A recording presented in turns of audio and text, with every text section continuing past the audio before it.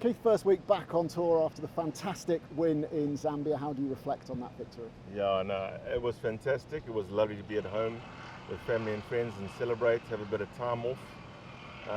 It's just go straight on to another event afterwards and not go home would have been a little disappointing. So it was a real bonus to get home for a week.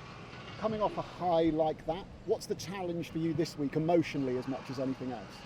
I think definitely just to get stuck straight back into it. I think to stay on a roll, the last thing you want to do is trying to rest on your laurels. So I'm really going to try and get into the same state of mind as I got into last week when I was playing. If I can keep that up over an extended period, I think I obviously want to ride the wave.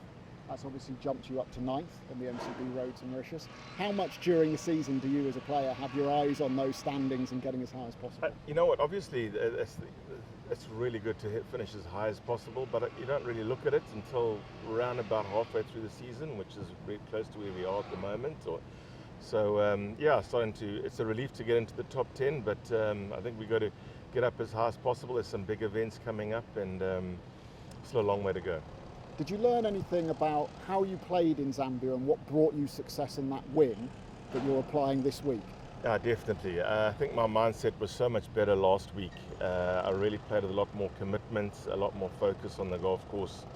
Played with a lot more purpose. Sort of had a goal in mind, which was to win. And I was surprised how much more focused I was with that mindset. And hopefully I can get my mind into that same scenario on the golf course moving forward. You've got a lot of experience playing golf in India. How many times have you played here, and what's your knowledge of what it takes to do well in this country? I've kind of lost count how many times I've been here, but I'd say at least 30 times I've come over and played here. Only once not in Delhi, so Delhi is the main place we come and play. And I love traveling to India. It's one of my favorite countries to come to play, so I'm looking forward to the week. I feel very comfortable here when I come and play. I generally play well in India as well, which is great. I think the greens is what catches up a lot of the Europeans when they come over because they're so nappy. I did grow up in Durban, and so a lot of the greens are similar to this, so that does help me.